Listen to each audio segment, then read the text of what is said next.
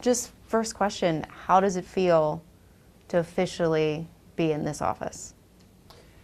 It's feeling a little surreal, After the election, I knew that my term would start January the 2nd, and for it to start sooner, it was unexpected, but I welcome the challenge. I've been preparing, and I'm just excited about the opportunity. When did you find out your term would actually start today? Um, Probably maybe a few weeks ago, about a month ago. So let's first, kind of two big topics I want to talk about. First, let's talk about crime. Milwaukee County on pace to break the homicide record, third year in a row. What role do you think the sheriff's office needs to play in changing that trend? As far as what we need to do is make sure that we collaborate with the other municipalities and be a force multiplier. Oftentimes the other jurisdictions may not have the resources that they need, and so if we all come together to work to address crime, then that's going to make a big difference. I was at a community brainstorming meeting on Saturday, and yes, we're on pace to break another record, but at the beginning of the year, we were 50% over in some categories, and now it's trending down to 16%. So we're going in the right direction, but we haven't gotten there yet. But I believe with all of us working together that we will make a difference. And it's unacceptable for one homicide and then to have 200 or more. That is definitely unacceptable. What are kind of your plans to crime of specific cases that the sheriff's office handles, the ones that happen in parks most often? We have shootings in the parks.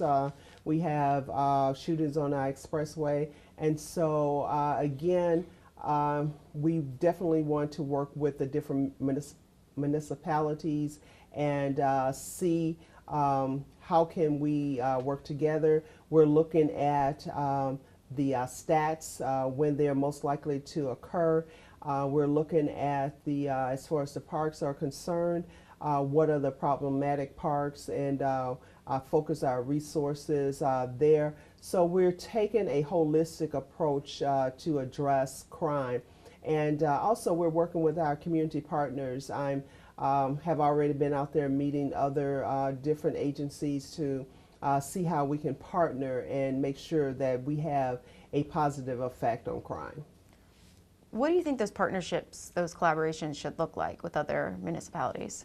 I think that it should come together, the municipalities as well as the sheriff's office, the faith community, the community groups, business groups, schools, everyone who has a stake in this community should come together and say, hey, this is the piece that I have, and then law enforcement can say that this is the piece that I have, and then the faith community will say this is the piece that I have. Now, how do we all come together and make sure that our pieces are working, how that we're not working in a silo, and that we're communicating with one another and we're having a positive effect on crime? We have to look at the root causes of crime, because that's a big problem, and work on that, as well as work on the mental health issue, because oftentimes you have those who have mental health issues. They're the ones who are committing crime, or someone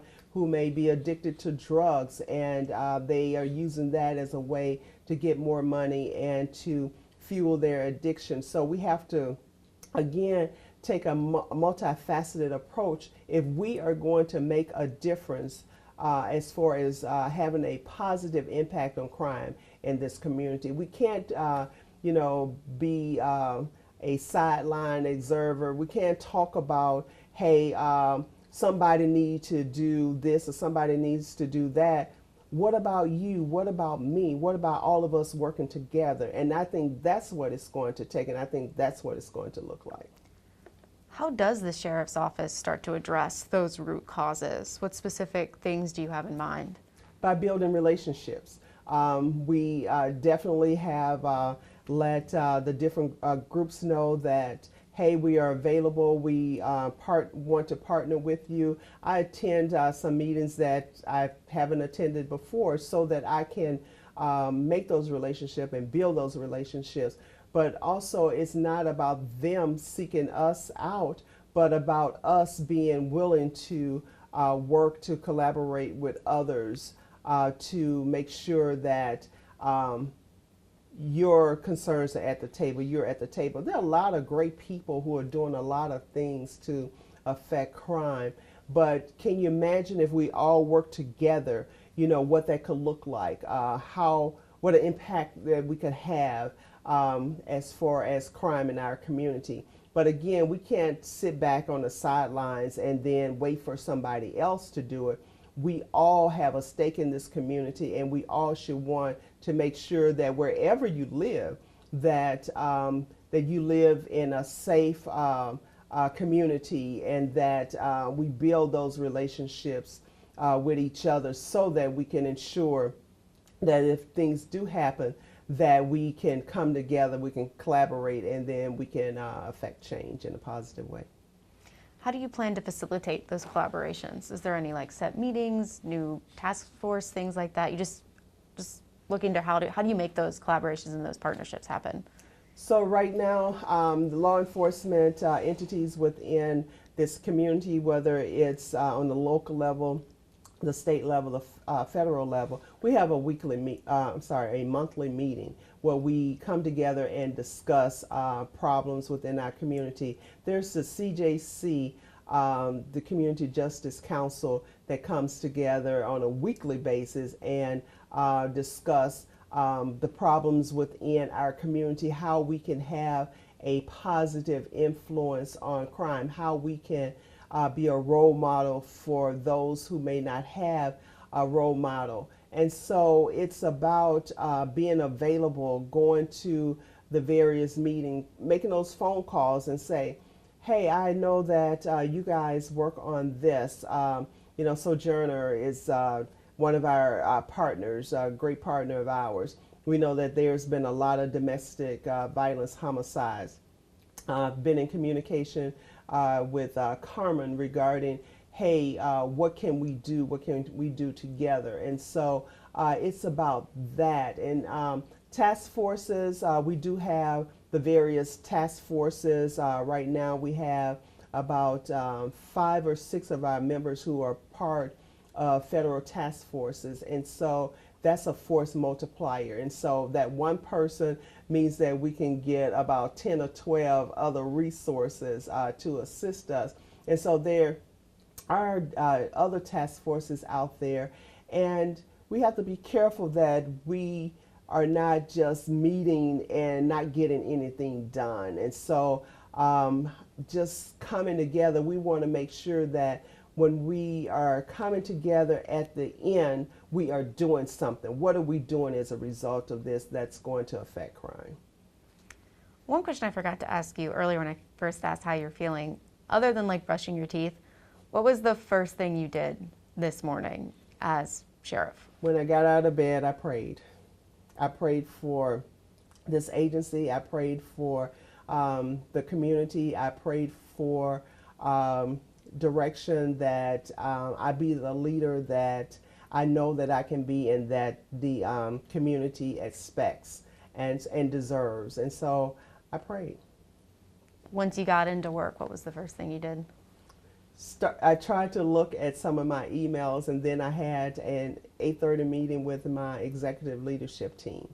And so, of course, we talked about the things that occurred over the weekend, but we talked about the changes that are going to occur, whether it is staff changes or some of the things that I want to bring forth that I think is going to be beneficial either for our agency or for the community at large. What are some of those changes?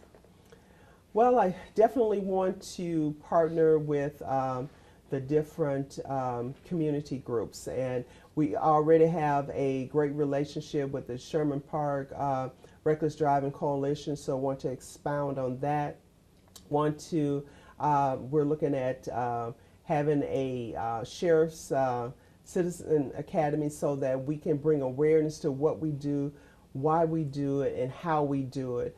Also want to make sure that we are affecting overtime. We're putting some of the pieces in the right places, the things that we're doing on overtime. Once we get our staffing in order, we'll be able to put someone there who can do do that job on straight time.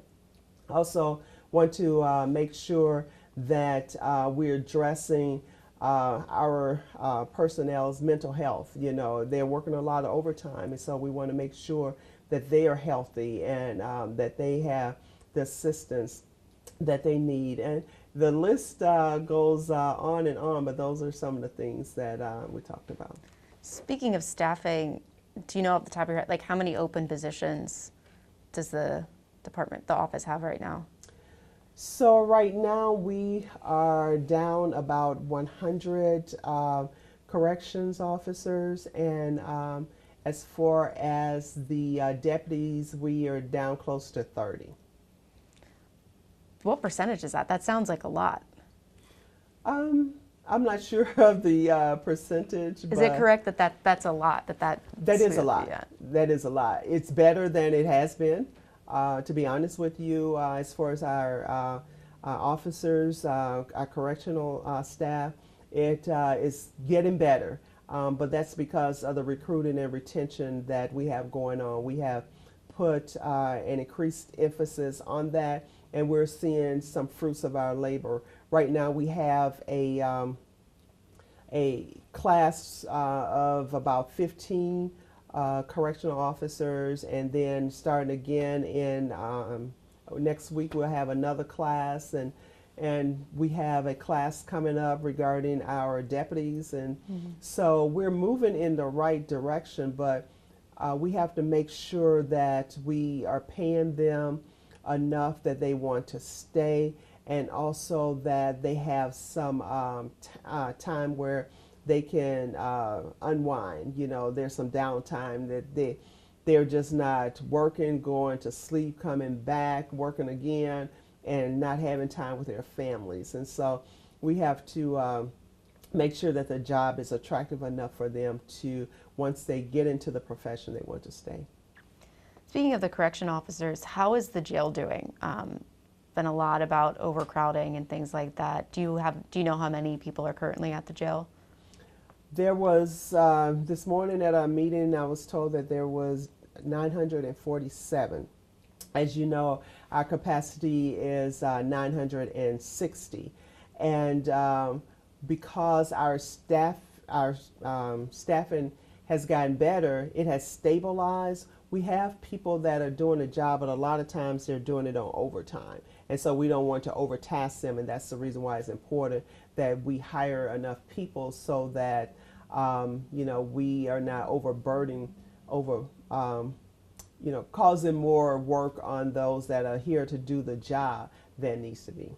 And one of your initiatives as well is that idea to send some people from the jail down to Racine. That wasn't an initiative, but that was out of necessity, because at the time the house wasn't taking as many people as they are now. They were having some of the same staffing issues that we were having. Arrests didn't stop, and we had to have a place for them. And so we reached out to Racine, and they were willing to you know, house some of some of the persons in our care and our custody. And so as a result, they were sent there recently. The house have been able to take more people, so we haven't needed to send as many out there as or to Racine as we thought that we would have to. And but that option, because the Common Council had to approve it first, correct? Once the Board of Supervisors, county board. Yeah. How many? Do you know how many prisoners or people have been sent down to Racine, or how many are still there? We have, I want to say, less than 10 that are still there. I think at one time we may have had as many as 20 or 30. but right now the number is relatively low. Any other ideas or proposals you have moving forward to kind of handle the jail situation until you can get more people hired? Actually, most of it stems around getting more people to do the job, and if we can get a handle on that, I think we'll be in good shape. Right now, we have deputies that we have had to take from their other assignments, whether it's the courts, the airport, or it's patrol, and put them into those positions. And so I definitely believe that once we get a handle on the staffing issue, then that's going to solve a lot of the problems that we may have had or are having in the jail. You're saying like some deputies that would normally be patrolling are working as correctional officers? They are dual certified. Okay.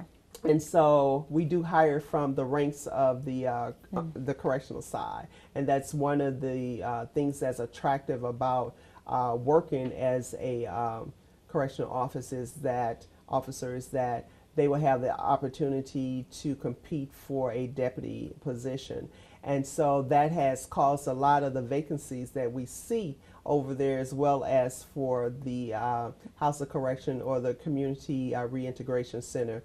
And so as a result of putting them into our academy, then it has caused some vacancies over there. And so we're not just taking a deputy that went through the academy and to work over there. They have to be jailer certified. How do you think you get a hold of that staffing issue? That's kind of an issue almost everywhere. How do you find people to fill those roles? It's about competing. It's about offering them a wage that they think is suitable for the level of responsibility that they have, as well as being able to sustain a family on. And so what hurt us was that Racine, who is fully staffed, they took a lot of our people because they raised their salary to almost $30 an hour.